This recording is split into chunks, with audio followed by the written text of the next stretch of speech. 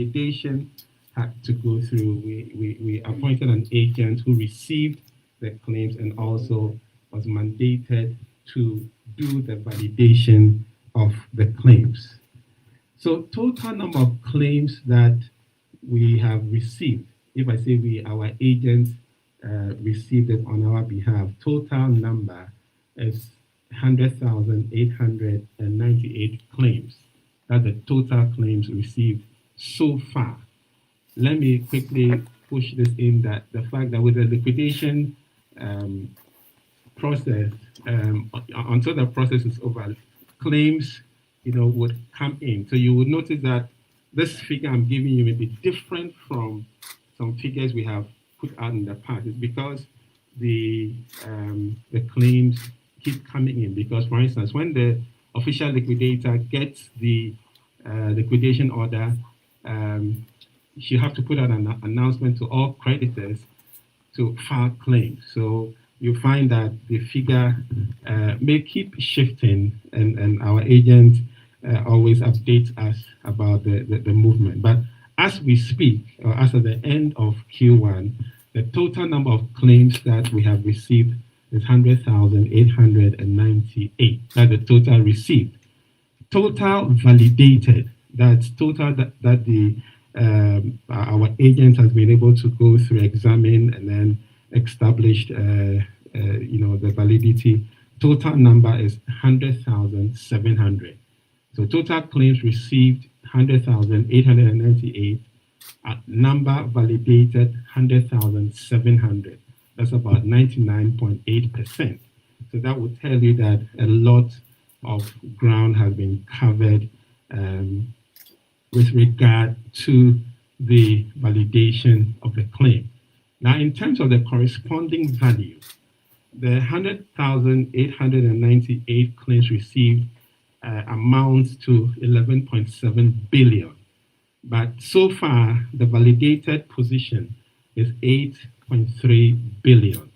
So 100,898 translated into value of 11.7 billion, but with the validation, currently what we have is 8.3 billion. That will show you that there's about 30% of the claims found, the value of which wasn't warranted. And so that will let you know that the validation process is important, because as much as 30% so far has been found to be unwarranted. So that's on the validation of the claims. 100,898 total received so far, 100,700 validated. Value of the total was 11.7. Value of the validated 8.3 billion. So that's on the validation. Ordinarily, with a liquidation pathway, the liquidator would, after receiving the liquidation petition, would then go through asset tracing and then be able to recover some proceeds and then make payment to the affected creditors or claimants. But we engaged the government to throw in a bailout. So what has happened is that the government agreed to do so.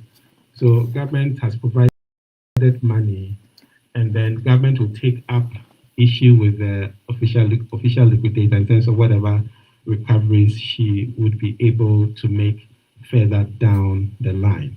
So the bailout is a good gesture from the government to provide relief for affected claimants. Now, we started with a full, what we call a full government bailout, and there were two conditions. Liquidation order must be secured, validation must be completed. And so for the full bailout, the companies or the affected clients of the companies where liquidation orders have been granted and then the validation has been completed, they come under the full bailout. So far, the full bailout has been rolled out in 3 phases. Again, you may recall that back in the day, we came up with a list of 20. The first phase covered 20 firms. So affected clients of those 20 firms, they were in the first phase. And there has been a second phase. The second phase had 8 companies in there. And currently, there's what we call a third phase ongoing with 6 companies in there. Let me give you the numbers. But again, as I said, you get a press release which will have all the numbers. So for the first phase, the total value of claims of the affected clients of those companies, those 20 companies, the total value was 1.7 billion, but the validated position came to 1.1 billion. Okay, that's for the first phase. For the second phase, that had 8 companies, the total claims that they had filed came to 1.8 billion, and the validated out of the 1.8 billion came to 1.06 billion. Okay, and then for the phase 3, the total value of claims 637 million, the validated position 556 million. So that's just to give you the statistics. So as at March, for the full bailout, we have a total of 8,370 claimants who have signed up for the bailout. Now, we said back in the day, and let me repeat that the bailout is not mandatory. It's for the affected investors to make a choice whether they will take the bailout or not. Now, if you choose to take the bailout, you have to execute an agreement where you assign your interest with a company that failed to the government, because government is stepping in to provide the bailout. So when we talk about sign-ups, we are talking about the claimants, the affected clients who have accepted the government bailout and have executed the assignment agreement. We did this virtually, so there was, and with the support of GCL. GCL is GCB Capital Limited. So there was a site that was created for all affected claimants to go and execute it. So as of the end of March, a total of 8,370 claimants have executed the agreement. So they've signed up for it. That's what it means. So that means that we have quite a sizable number. Now, the number of claimants that fall under the full bailout, the total number comes to 11,665. So out of 11,665, we are saying that 8,370 have actually signed up. If you do the math, that's about 71% of the affected investors who have actually, or the claimants who have actually signed on or signed up for the full bailout. And in terms of payments that have been made, so let me repeat, 8,370 have signed up, but those who have actually received payment from this number is a total of 6,916. So almost 7,000 of those who have signed up have actually received payment. The total value of the payment is over 760 million. Okay, so it means that there are some people who haven't signed up. I can see the MD of GCL here, and he will tell you that it's a number of reasons. Some may have decided not to take it out. There are some who are still in the process of going through the onboarding and so on and so forth. There were some people who had issue with the validated claim, and so they had to go back to our agent, and then they had to do that back and forth. But I keep saying that the good news is that money has been provided that would adequately cover the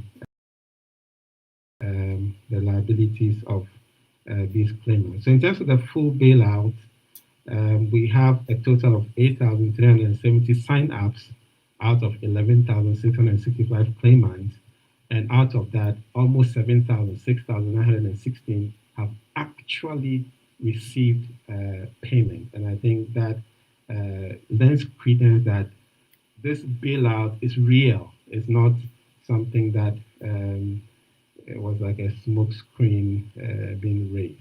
So that's on the full bailout for those companies where the liquidation orders have been granted and where the validation has also been completed. But last year, and I just looked at the press release, it was in November that we issued a notice about what we termed a partial bailout. Partial bailout. This was, again, an initiative from the government in view of the fact that the liquidation petition process appeared to be a bit protracted, because of the court processes, and given the fact that there were quite a number of investors who really were depending on their locked up funds. But we had a lot of representations, people who were sick, pensioners, and so on and so forth. And so, considering all of these things, Christmas was coming and all of that. So there was a consideration of a partial bailout of up to 50,000 of the validated claims. And so with a partial bailout, a total of 64,685 claimants signed up for the partial bailout out of a total number of 89,233. So the total population, the total number of claimants for the partial bailout was 89,233. But out of this number, we have 64,685. Again, if you do the math, that's about 72% of the total population of claimants that qualified for the partial bailout that had actually signed up as of the end of March. So that's the total sign up. The total value of the claims for the partial bailout comes to 3.5 billion. For those who have actually received payment, it's a total of 52,264 who have received payment under the partial bailout program, with a corresponding value of 994.5 million cedis. And the good news is that a lot of individuals, indeed over 50,000 individuals, and as I indicated earlier, these are people who were pensioners. We here at the commission, we saw sick people, people with stroke, all kinds of very challenging situations. So it's gratifying to know that a number of these individuals have been able to receive their monies that have been locked up, and quite a number of them, even under the partial bailout, have been fully paid. In other words, they don't have money in excess of the cap that was set. But the point is that for those who receive the partial bailout, who have amounts of money in excess of 50,000, as soon as the full bailout is rolled out, that's when the liquidation order comes through. The excess will fit. I mean, it will come into the full bailout structure that we announced. You recall that the full bailout structure, we said it's an amount of 70,000 Ghana cedis, or 20% of your claim, whichever is higher. That's for individuals who are below 60 years. For any individuals 60 and above, they get everything in the tier one, and then when you talk about the financial institutions and other groups, there are different treatments. So the full bailout will be rolled out for those who sign up for the partial bailout as long or as soon as the liquidation order has been given or the liquidation orders have been secured. So that's on the partial bailout. So there are two schemes running parallel. Full bailout for firms where liquidation orders have been granted, validation complete. Partial bailout was introduced for firms where validation of claims have been completed, but liquidation orders are pending. But as soon as the liquidation order is granted, then the official liquidator has gone through the various processes of Gazette. Sometimes my understanding is that there were some people who they have used wrong numbers, so the communication may not have reached them and so on and so forth. But in case you fall in the category of claimants who are yet to receive the claim ID to sign on to the partial bailout, all you need to do is you can send an email to the address that I'm going to mention, and then there's also a number, and again, all these details will be in the press that Godwin will be sharing with you, so that it can be put out there. But the email address is gh_fund_managers@pwc.com. gh_fund_managers@pwc.com. That if you haven't received a claim ID to sign on to the partial bailout. And if you want to call, the number is 02424394453. 02424394453. Again, you have the number on the press release that will be given to you. Now, if you have received a claim ID, and you have gone to the site, and there's the site www.bailout.rgd.gov.gh, and you have executed the assignment agreement, and you haven't received any text message from, again, the company managing the payment process for us, that's GCB Capital Limited. Again, there's an email address that you can reach them on, and there's a number that you can reach them on. So if you have received a claim ID and you've gone to the site and you have executed the agreement, but still there seems to be a gap, you're not hearing from the manager of the process, please send an email to amfund at gcb.com. amfund@gcb.com. You can also reach them on 055 2564472. 055 2564472, and they will sort you out. They have very dedicated staff, efficient staff, who will be able to respond to all your issues. I'm going to repeat the bailout center number and then the site, just again for the benefit of any affected investor who maybe has missed out on all the information we've been putting out so far. There's a bailout center created to manage the bailout program. The hotline to reach them is 024 24394453. 024 24394453. The site address is www.bailout.rgd.gov.gh. www.bailout.rgd.gov.gh.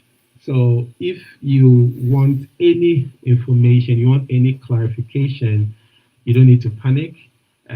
These are, various ways in which you can get information that will resolve the issue, whatever issue it is. Whether it's a question of you haven't received your claim ID, you have an statement, and then we'll be able to open up for some immediate interaction with those of you who are here. First is to express the appreciation of the SEC to the government for supporting the entire cleanup exercise, in particular for providing money to cover the bailout program.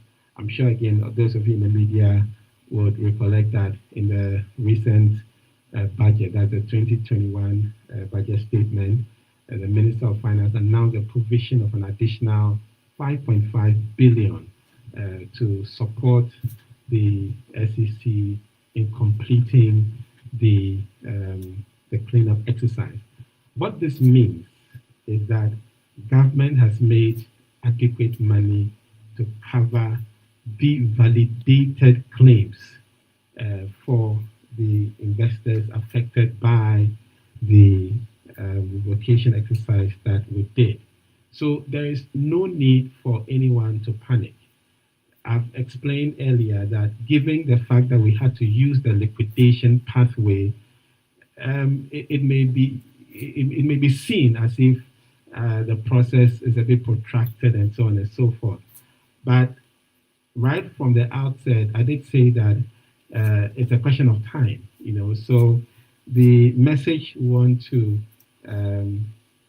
give to the investors is that government has really stood behind the process, and so to the extent that your claim will be validated, you will receive it based on the arrangements that have been put in place. And all this is to show the commitment of government in supporting the securities industry, and the fact that the securities industry plays a very critical role, and we are really expecting that in the coming years, we'll see the securities industry even playing a much more prominent role in the whole economic development agenda of our country. So the support is clear, and we encourage all affected clients not to panic. But what you have to do, if you are yet to receive your claim, just follow through patiently all the processes that have been outlined. The processes must be followed. It's what it is. So, but the assurance is that government has made money available. Government provided us with a commitment at the outset, and they've backed it up by making money available. So please, if you are still out there, you haven't received your money and so on and so forth, please just follow through the relevant processes, and ultimately you will be sorted out. Let me also say that it's important in these times to be careful about people who may come to you and try to give you all kinds of proposals to wait, I can help you, I can facilitate, I know, and they will throw some big names and so on and so forth. You don't need any middleman, you don't need any facilitator. All you need to do is to follow through the processes. Get your claim ID, go to the site, execute the assignment agreement. If you're not happy with your validated figure, go back to our agent PwC. They will take you through the process, and if there's merit in your claim, what needs to be done would be done. Follow through the process of signing on with the special purpose vehicle that was created, that's the AM fund, amalgamated fund, that was created to manage the payout of the bailout package. Just follow through the process. They'll set you up, they'll onboard you, and so on and so forth. That's really what it is. Please avoid anyone who comes to you and says that I can facilitate and so on and so forth. And also, let me say that please rely on information that is provided, number one, by the official liquidator, because really the official liquidator is the one running the show in terms of the liquidation process. But because we started the whole exercise of the revocation, we are in strong support and we are working closely with the official liquidator. So in terms of information, please rely on information provided by the official liquidator or information provided by us, the SEC. Our commitment is that from time to time, we'll come out with updates to keep the investing public informed. The point to note is that it's not the practice for the regulator to always, on a daily basis, tell you what is happening. A lot happens, but the commitment is that we will keep engaging as and when we believe you need to get some updates to see how far we have gone with the process. I'm very confident that the future for the securities industry is bright. Very soon you'll be hearing us launching our capital market master plan, which is a blueprint for how we're going to develop and transform this market over the next 10 years. And I can't wait for the launch and then for the implementation of the initiatives that are in the plan. What we need is the support of all stakeholders, because if we have a vibrant, if we have a strong capital market, we all stand to benefit. Our nation stands to benefit, and I think that we can make it happen. So there are exciting times ahead, and I believe that we will pull through together and work together. So no need for anyone to feel discouraged or left out. We are making progress, and we will see brighter days in the coming weeks and coming months and coming years. So I think I have covered most of the issues, and if there are some outstanding issues, I'm sure during the interaction time, the Q&A, it would come up.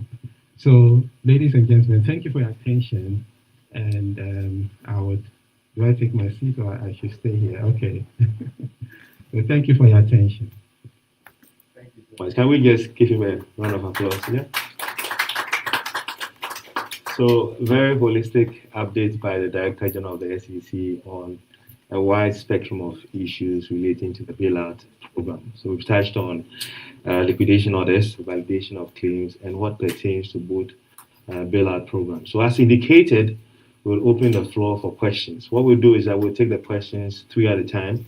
The microphone has been provided there, so if you have a question, just move behind the mic and ask your question. So, I would like to take the first batch of questions directed, so you can just go straight to the mic, and then anybody else, you can just move directly behind him, socially distanced, of course.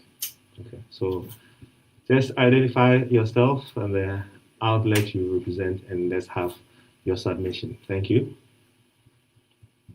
My name is King Sugasara, Ghanaian Times. I want to find out how much government has released so far for the bailout exercise. Okay, so question number 1. Any additional questions? We'll take this in batches of 3. Okay, Grace, just behind the mic. My name is Grace. I work at TV3. So I think around December or getting to the elections, there were reports that people can quickly go, if your claims are validated, go take your money and all that. After that, there's been a bit of silence. What is currently happening with payment? Are people still going to banks to take their money? What is happening? Okay. I will take the third one for the first round. The third question. Going once, going twice. Okay, the third one. My name is Emmanuel from Asasi Radio. Now, so I just want to find out, after all these validation claims, did you also record, some investments that have not been validated? And then what are you going to do with such persons? Now, there's a second one I wanted to find out. So let's answer this. Okay, Digi, so first three. Okay, so we have indicated that the total value of claims received is 11.7 billion. Okay, the commitment of government was to provide money for the validated claims. Okay, and I think I also said earlier that the value of the validated claims is 8.3 billion. That's as we speak, and it's like 99.8%. So there are still some that haven't been validated, and I'll explain why to your question. Okay. Now, government has so far and I think I did say that the validation has proceeded in phases. So we had the first phase, which was the 20 companies, total value 1.7 billion, total validated claims 1.1 billion. That has been provided by government. Then I also said that we had a phase 2, which had 1.8 companies, 1.8 billion in terms of claims received, and then validated claims is 1.06 billion. Okay, and again that has been covered. So and then in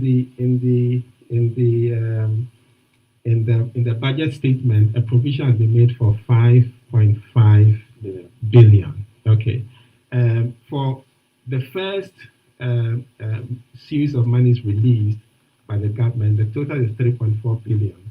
Okay, so if you 3.4 billion, right? So if you add the 5.5 billion provision, you find that it covers at least the current validated position. Okay, if you do the math, okay, 3.4 plus 5.5 will be equal to what? 8.9. Of course, there were some other, I'll say, expenses surrounding the whole liquidation process. But I want to repeat that government gave us the commitment at the beginning that they'll make money available. And so far, they have made the money available. Government will not release the money and just wait for us to be sitting on the money. As the liquidation orders are granted, then we if you like, we draw down, if I can use that expression. So the provision has been made. So that's why I'm saying to people who have been affected that don't need to panic. It's a question of following through the process. Liquidation orders are outside our control because it's a court issue. So, but as and when the orders are granted, then we can roll people into the full bailout. So that's to answer the first question. So the last question, and then I'll come to is it Grace? Yes. Okay. So yes, there are some of the claims that haven't been validated, and I'll explain why. For the validation, our agent needs to get, so the agent received claims from the affected investors. Okay. To do the validation, they have to get records from the company. Okay, so that would be the first level. Because you have said that I gave this company 500,000. The records of the company must back it up. Okay, so for the agent to be able to do the validation, after receiving the claims, we need the records. Now, there were some of the companies that we had difficulty in getting the records. Okay, so we've had to use so many ways and means, including using the law enforcement agencies. Okay, so I can confirm, and our agents are here, they're represented here. I can confirm that now we have, or they have, should I say all, or most of the records to be able to complete the process. But if you look at the number I gave you, Total claims received 100,898. Total received. Total validated 100,700 claims. So it's just a difference of 198 outstanding. And the last company that was giving us a lot of headache, we've made some headway. So the validation is ongoing. And then there were also some people who put in some forex claims that weren't validated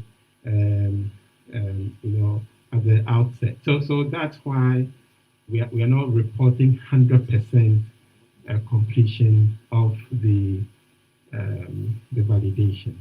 Okay, so Grace, a lot has been happening. I don't have the statistics for November when we gave the update. I don't have it readily here, but certainly the number of people who have now been paid. I gave the breakdown. If you take the partial bailout, 52,264 people have been paid, and a lot happened. I would say in the first quarter of this year. A bit happened in November and then December, but I think, and maybe I can check from the MD of GCL, but I think that the bulk of it happened in the first 2 months or so of this year. So December, so a lot has been happening, but like I said, we don't always come to town to update on what has been happening. And there were people who thought that the partial bailout was just linked to the election, but it isn't. It wasn't, and it isn't.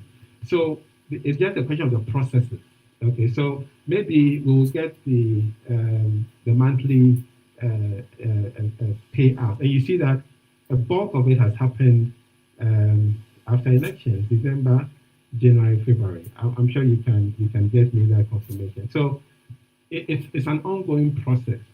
The interesting thing is that I think maybe the people who have received payments, who may have been making a lot of noise, were agitated, and rightly so, because when your money is locked out, it's not funny. But after receiving the money, they're not making noise about, hey, I've received my money. So people think that nothing is happening, and I think it's human nature. But yes, a lot, and the numbers I give you are real numbers, real people receiving real money.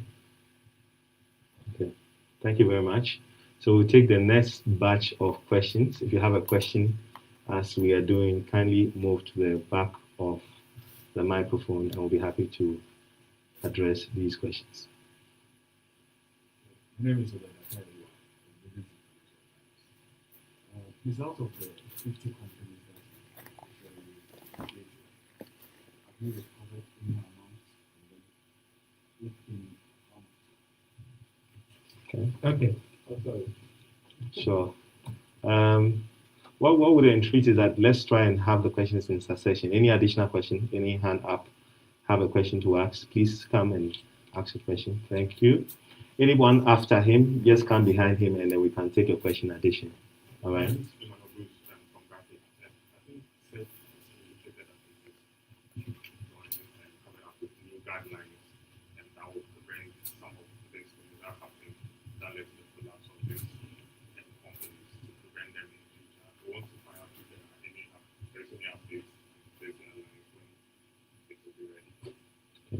So I think we can start with the first two.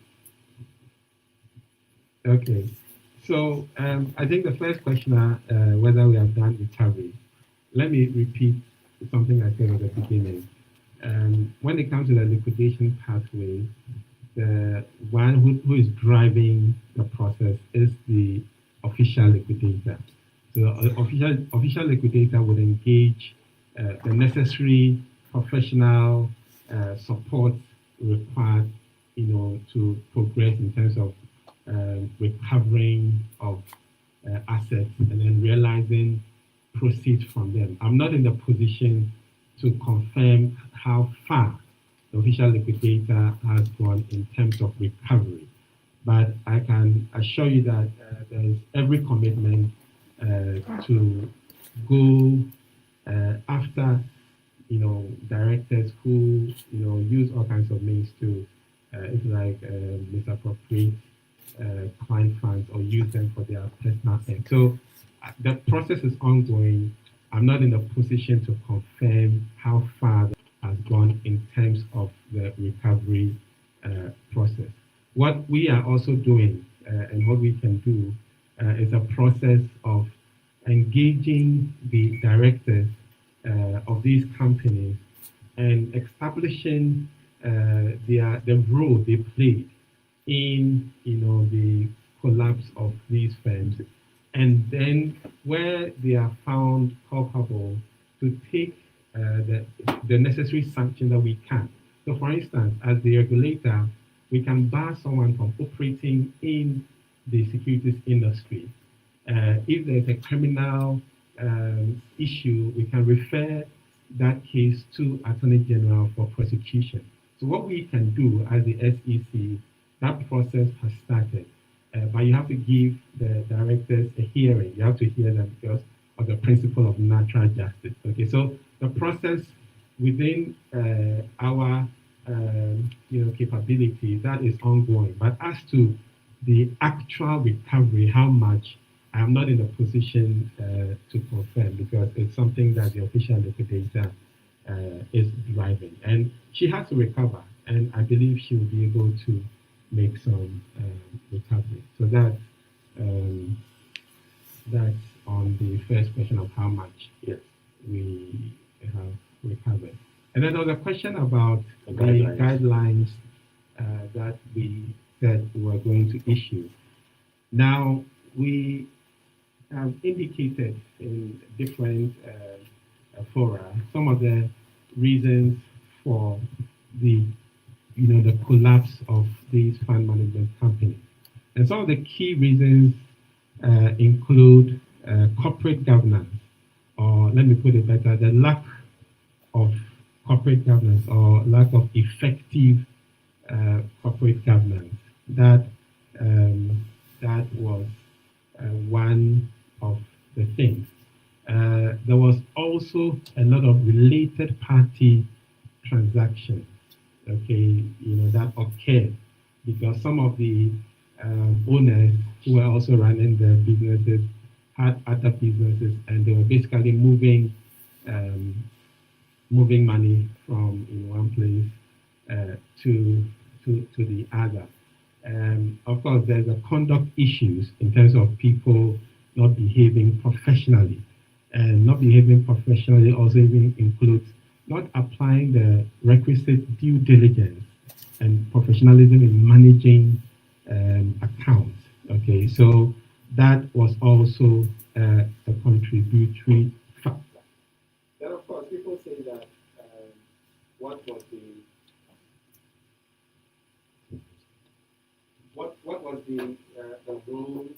role of the regulator? Because the regulator, should have also done what was expected.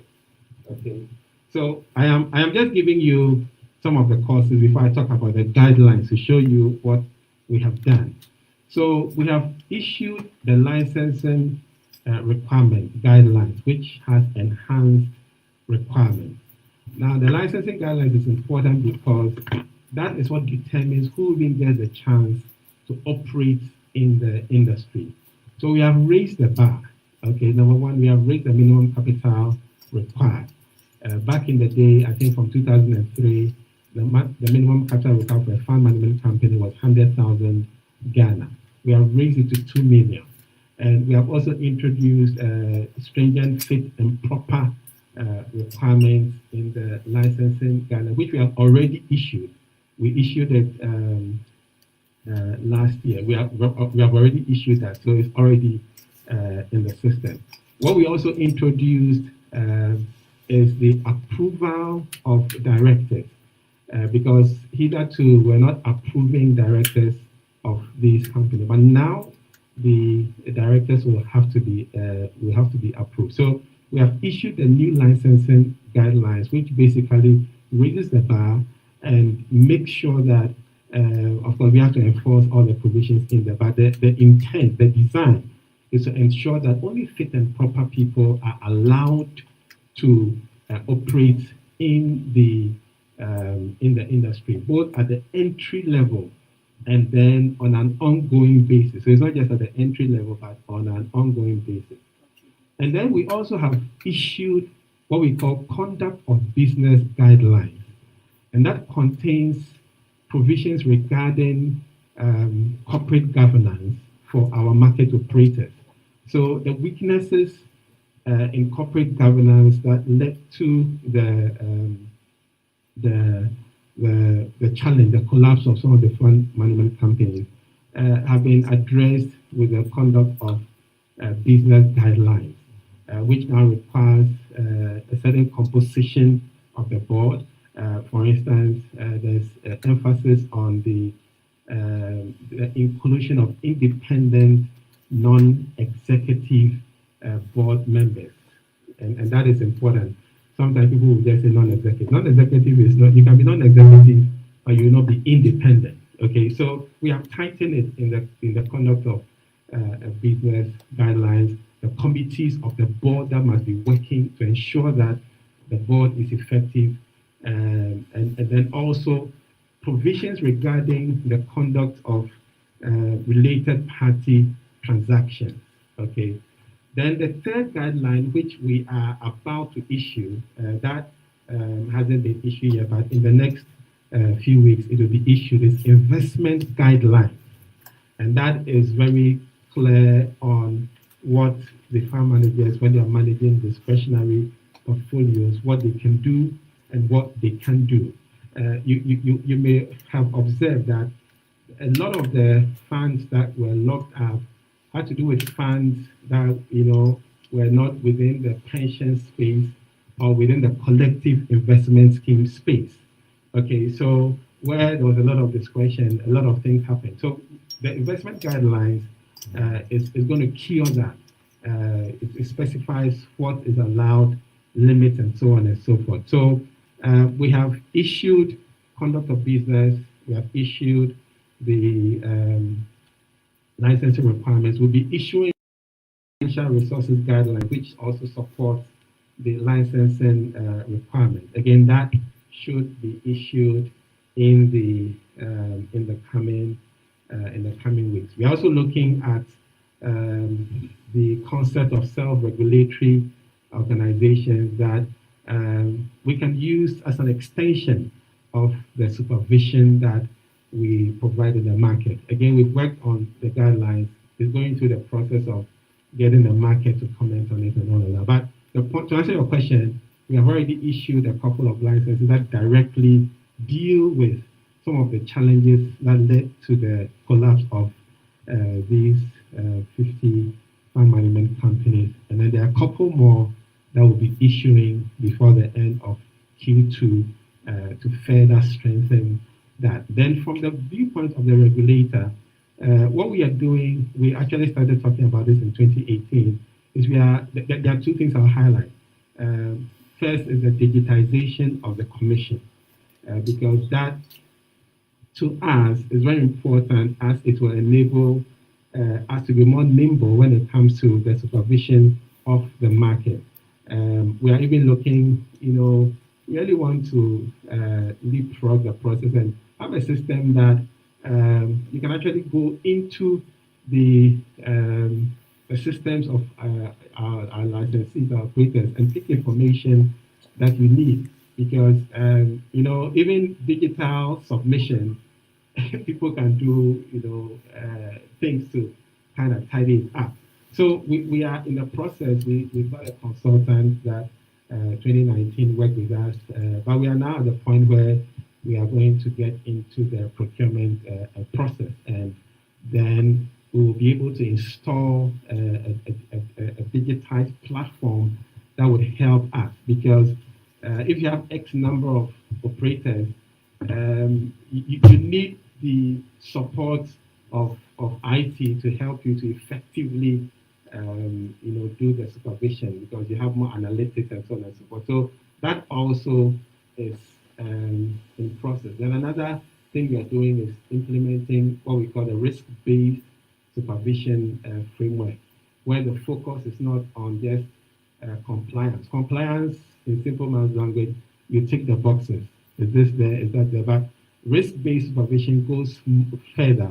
It gets into the analytics to pick up where the emerging risks are, and then the focus is directed appropriately so that the necessary regulatory response is taken. So we don't have, the kind of situation that we have. I've said it before that it may not be possible to say that you will stop a firm from failing, but if you have a system that can pick things, as I say, early warning signals, and you can put them on some program, and where it's still not being resolved, then you need to take whatever action that helps. Okay, so we are really poised to make sure of the scale. I'm being careful to say that it is a scale. As for fund management companies, they can fail. Okay, but we are going to strengthen our supervision, and we are going to make sure that we take the steps to protect the industry. The last thing I'll mention in terms of the initiative is an investor protection fund. We had a concept paper done, I think, a year ago. We are going to move on that to create an investor protection fund. And out of the fund, we'll do a lot of investor education. In fact, we have outlined an extensive program, because again, part of the problem was people were not aware. They didn't know what to expect, what our operators are supposed to do, what they're not supposed to do, the mandate of the SEC, the functioning of the financial market, financial product. So investor education that will be funded a lot from the Investor Protection Fund is also something that going forward will be emphasizing to make sure that we don't have a recurrence of the scale of this failure in asset management companies that we have seen in the last couple of years. Thank you so much. I think we have room for one last round of questions. So if you have a question, please, let's hear you now. Any questions? Okay. This may not necessarily be, for what we've just discussed, but it's still within the capital market. Are you concerned with the latest delisting that is going on? We had one in October. We had mechanical law following suit this year. I don't know the trend or whether it's going to continue, but are you concerned? What are you doing to instill that, so that we don't get, or the exchange doesn't become decapitalized in a way? Okay, thank you. So, please. Rev, let me take a bit of clarity on the Investor Protection Fund. We know the Bank of Ghana has the Depositors Protection Fund scheme, where there's some money to help other people.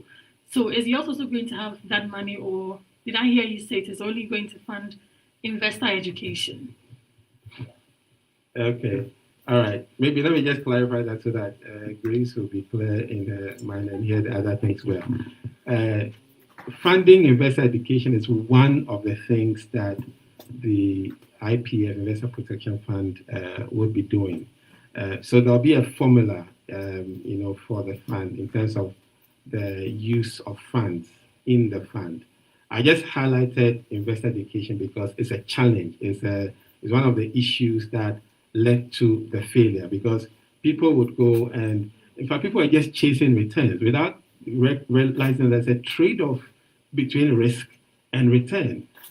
So we need to really push the investor education agenda. So that's why I mentioned it. But please, it doesn't mean that that's going to be the only thing that the Investor Protection Fund, when set up, will do. There will be the provision for providing monetary support for investors caught in a situation where their investments experience some challenge. But it will be clearly defined, because there has to be some rules, because you can't be reckless in your investment and then you run to the fund and say that I have to be restored. So there will be clear rules that will govern how the Investment Protection Fund will work. But I'm just saying that investor education is key. So, but it's not an exclusive fund for investor education. So, Grace, you're fine. Yeah.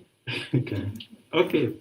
Now, one of the strategic priorities that we have for this year is to deepen the capital market, and specifically the Ghana Stock Exchange, the GAX, the Ghana Alternative Exchange, and then the Commodities Exchange. If I show you my strategic priorities for this year, you'll find that it is there. Okay, so and there are a number of activities that we'll be pursuing to achieve that. Of course, getting more companies listed, it takes a lot of time. You have to let them appreciate the benefits that coming to the market and all of that. But we have put in place some machinery. I am aware that, for instance, there are some state-owned enterprises that could be coming. So the Ghana Stock Exchange, the SEC, and SIGA, we'll be embarking on some kind of collaborative effort, to achieve getting more companies listed. And then also it's important to note that when it comes to the Ghana Stock Exchange, they have the GIFIN, which is the fixed income market. And there are some companies that are not listed on the equity market, but have listed bonds on the GIFIN. Okay, so again, I'm just giving you some background because you must understand that it's all about activity on the capital market. Okay, can we get more? So there may be some companies that may not list equity on the market, but they can list bonds, okay, debt securities, and that's still adding to the development of the capital market. Okay, now specifically, you're saying that some companies have delisted. And there were some reasons for the companies being delisted. Okay, let me say that being delisted for the right reason is good. Okay, in the sense that our mandate is investor protection. Okay, so if there's a company that, let's say, giving its operations is having difficulty in, for instance, declaring dividends, and for a number of years, investors are not, really seeing their way clear with that company. And the company says that, given where our operating model is, we think that being on the publicly quoted market doesn't really help us. We want to get off the market. That may not be bad. What we are doing, and it may interest you, I didn't mention it earlier, but what we are also doing is we are looking at how to formalize the OTC market. Okay, the OTC market is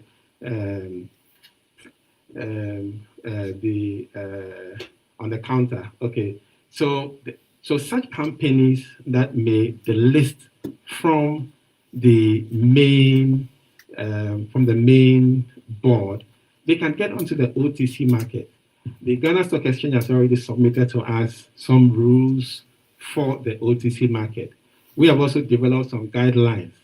We are going to finalize them shortly. So you'll find that there may be companies that may delist from the main market, but they can be hosted on the OTC.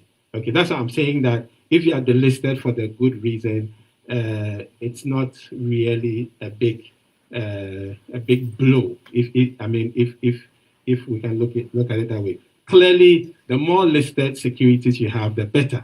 Okay, but if a company is saying that I have challenges, or a company has been able to, publish its annual report, hasn't done, a number of things in the interest of the investing public, and the stock exchange takes a decision that we are going to delist you. Again, it's in the interest of the public. So that's what I mean by delisting on its own for the right reason is not good. I'm not saying that I'm a proponent for delisting, but I'm even adding that we are looking at the OTC market that can host such companies, not just those who want to delist. I'm not saying that we are creating or we're creating the OTC market for companies to delist. No, I'm just saying that some of those companies, they can still feature there.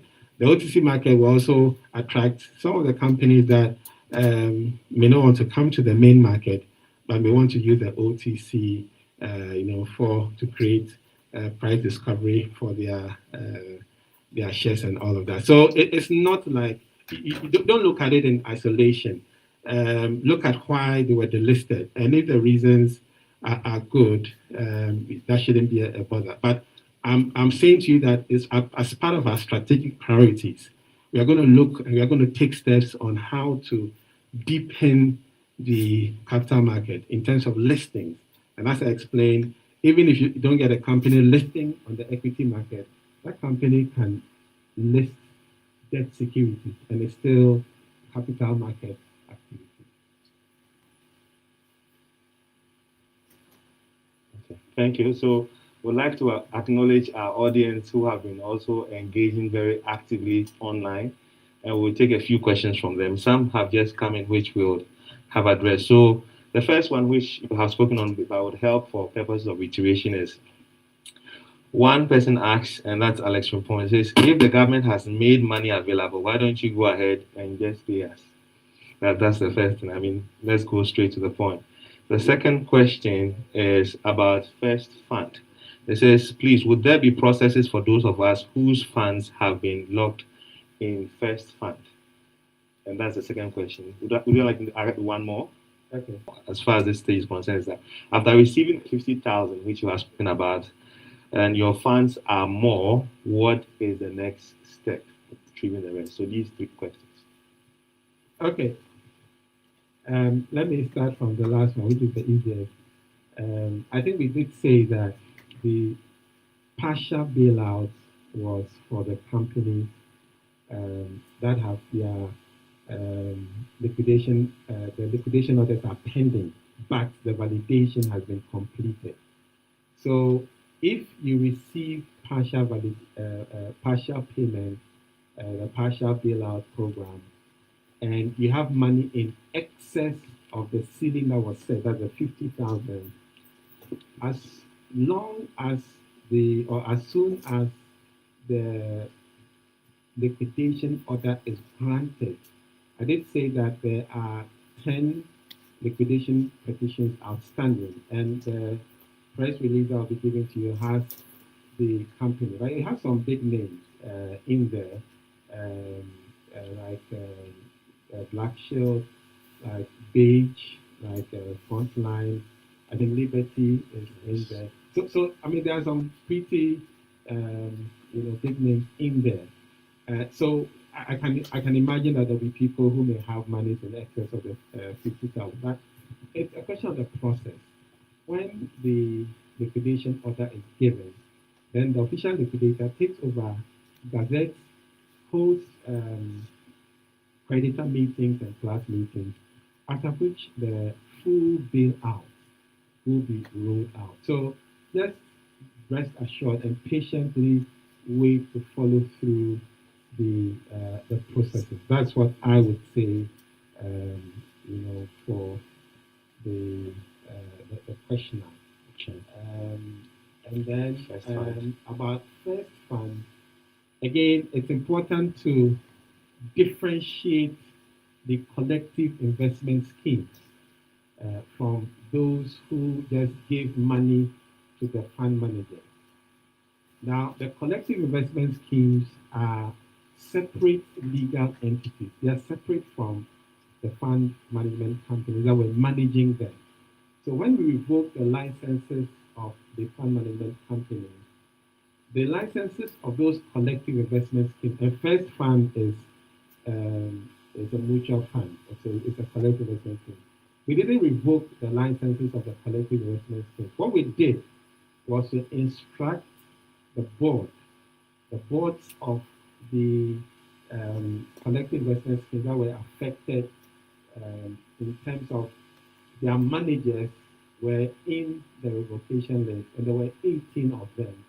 We wrote to and directed their boards to appoint new fund managers because it's in your right, it's in your power to do so. And as far as I am aware, fund managers have been appointed for all the affected collective investment schemes. I think it's only EM Capital, but they were, um, you know. But the point is for First Fund, the fund manager who has been appointed, I think, is TTL Capital.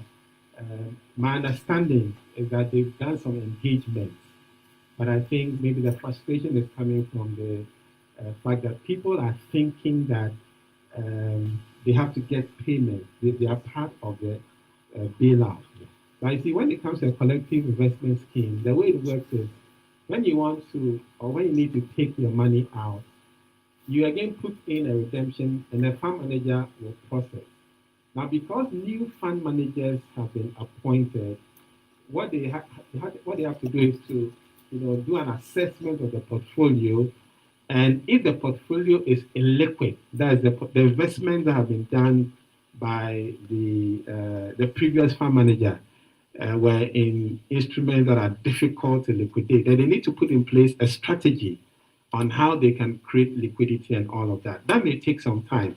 But what we have instructed the new fund managers to do is to engage with the affected client. So for the purpose of clarity, for investors in the collective investment schemes that were affected because their fund managers lost their licenses, there are new boards in place and there are new fund managers in place appointed by the board. And so they'll be engaging you, and they are not part of the bailout package. It has to be very clear. The collective investments is 18 of them. They are not part of the bailout. The bailout affected those who gave to the fund manager. So for any investor in First Fund, as well as any of the other 18 funds, what you need to do is engage your fund manager and then follow through the process. But you must understand that they need to assess the portfolio, and if the portfolio has assets that are illiquid, they need to strategize. So again, patience and engaging with them is what is required. But CRS is not currently under the bailout. It's not. I think that clarity must be there. So please engage your new fund managers who have been appointed, and when they call for a meeting, please avail yourself and then ask questions. If you are in doubt of who the fund manager of the fund that you were invested in is, if you go to our website, www.sec.gov.gh. If you go to our site, we have a notice that outlines the new fund managers appointed by the boards of those collective investment schemes so that you can know how to engage them. But if you are still having difficulty, just send an email, info@sec.gov.gh, and we can direct you as to how you can engage the new fund managers, and then you know the way forward. So for the clients of collective investment schemes, they are not covered by the bailout. The new fund managers will be dealing with them. So please follow up with them. If you have any issue, you can file in a complaint or send something to us. And now the last one, if government has made money available, why don't you go ahead and pay it instead of waiting for liquidation orders? There are processes. There are processes, and that's what it is. Like I said at the beginning, you have to assign your interest to the government, and then all of that. Meanwhile, the government has said that the conditions for the bailout is liquidation orders and validation. Validation is 99.8% done, just a little outstanding. But for the liquidation orders, we have 37 out of 47. So it's a process. So please, the assurance is that provision has been made, to cover your claim, so long as it is validated. I think that is the most important thing. But let's follow through the process, and then we'll all be happy. All right. Thank you very much, Director General of the SEC. A round of applause, please. I can take my seat now. So we'll take your final thoughts, and then we can go on to the next segment of the program.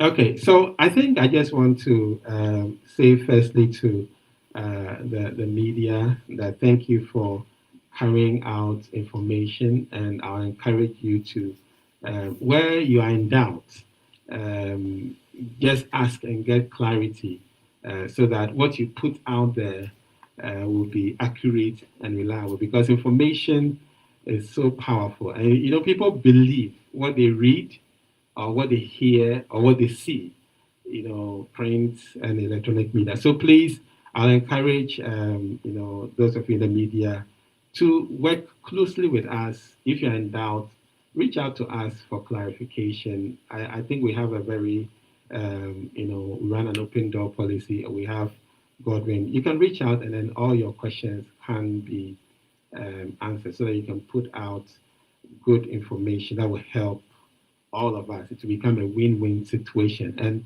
when we roll out the training sessions with the media, please make yourself available so you can benefit and you can appreciate what we do the more. And for all the affected investors who are yet to get either the partial bailout or even the full bailout, because I'm aware one of the companies, even though the claims were validated, liquidation order granted. So the liquidation order was granted, but the claims were not validated. So in spite of the liquidation order being granted, they have still not received payment. But thankfully, there's some progress with the validation of the claims of that company. So in case you still are feeling you don't feel the love,